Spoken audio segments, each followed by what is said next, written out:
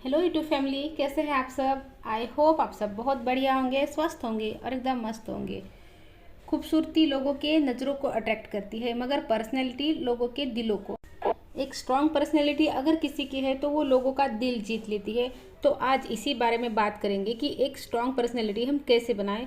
एक strong personality होना हमारे लिए ज़रूरी इसलिए भी है ताकि हमारे रिलेशनशिप ठीक से चलते रहे, करियर में ग्रोथ भी मिलती रहे, हमारी पर्सनल डेवलपमेंट भी अच्छे से चलती रहे।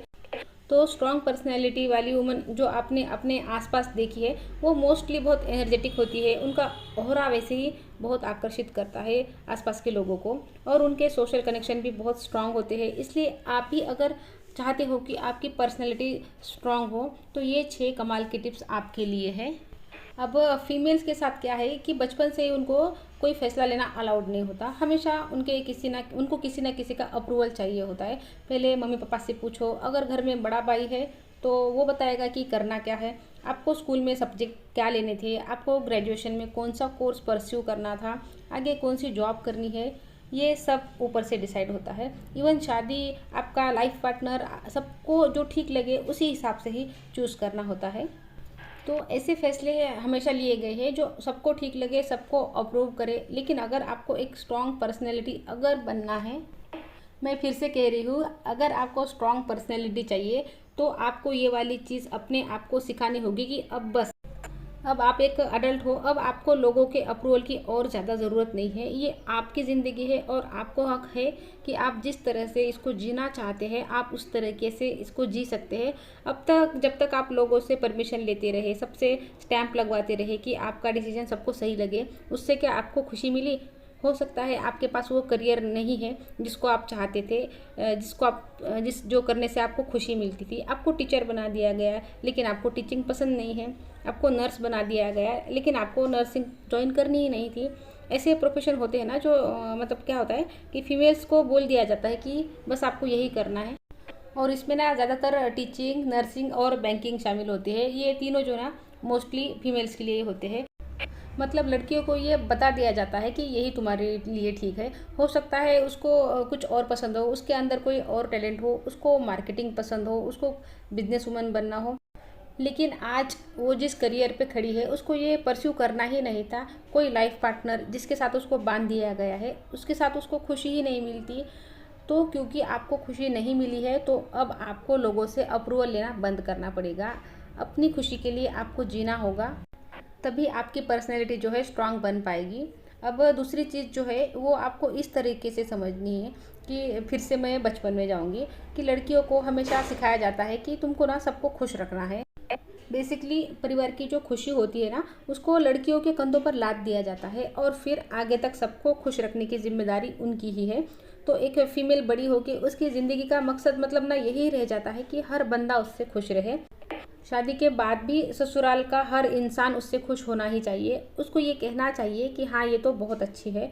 किसी ने भी उससे ये कह दिया, मतलब अगर आपके हिसाब का फीडबैक आपको नहीं मिला या वो आपसे खुश नहीं है तो आपको बहुत डिस्कम्फर्ट हो जाता है। क्या सबको खुश करने के चक्कर में आप बहुत ज़्यादा कॉन्फिडेंट फील कर पाते हो? आंसर आपको पता है, आपको खुद को जवाब देना है। सबको खुश रखने की जिम्मेदारी आपकी नहीं है। आइडियली सबकी खुशी की जिम्मेदारी उनकी अपनी होती है, खुद की। तो अपने कंधों से ये बोझ उतार दो कि आपको सबको प्लीज़ करना है। पीपल प्लीजिंग के चक्कर में बहुत सारी फीमेल्स जो है ना स्ट्रेस में रहती है।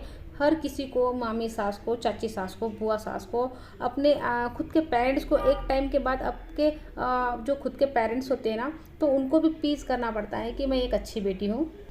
एक स्टेज पे तो बच्चों को भी स्पीच करना पड़ता है। तो इससे आपको ना तो खुशी मिलेगी और ना ही सेटिस्फेक्शन मिलेगा। तो लोगों को प्लीज़ नहीं करना अगर आपको वाकई में एक स्ट्रॉन्ग पर्सनैलिटी बनना है तो। अब फीमेल के साथ ऐसा बहुत ज़्यादा होता है कि जिम्मेदारियां निभाते हुए घर की, परिवार की, और ऐसा कहा भी जाता है कि औरत ही इतनी महान है, ये घर को बना भी सकती है, घर को बिगाड़ भी सकती है।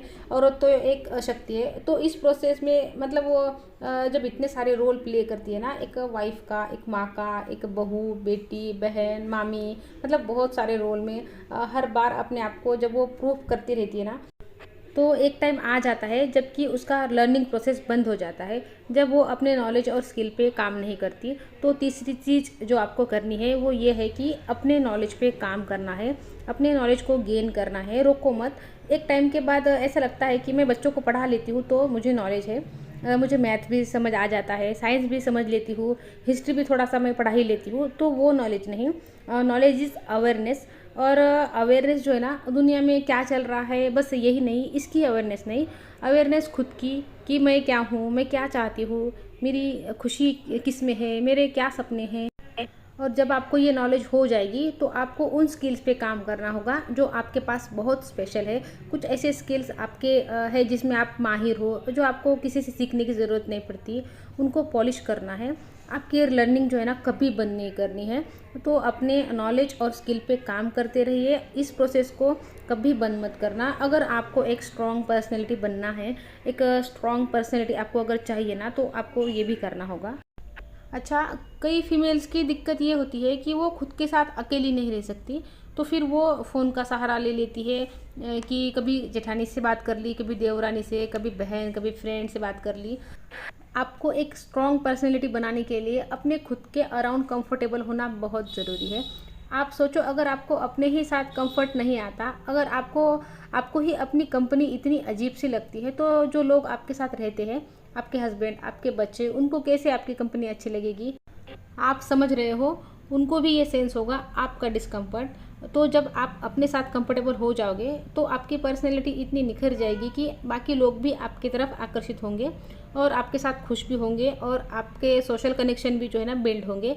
अब आते हैं कम्युनिकेशन स्किल के ऊपर। लड़कियों को ना हमेशा से ही चुप करने को समझाया जाता है, मतलब जैसा वो फील कर रही है उसको एक्सप्रेस करना अलाउड नहीं है। क्यों रो रही है, क्यों दुखी है, इमोशंस पे काबू रखो, ज़्यादा चपड़ चपड़ मत किया करो। ऐसा करते हुए अपने आप को कम्युनिकेट करना, अपने एक्सप्रेशंस को लोगों के सामने लाना, मतलब सप्रेस करना शुरू कर देती है फीमेल्स। तो कम्युनिकेशन स्किल पुअर होने लगती है। ये पता ही नहीं है कि खुद को एक्सप्रेस कैसे करना है।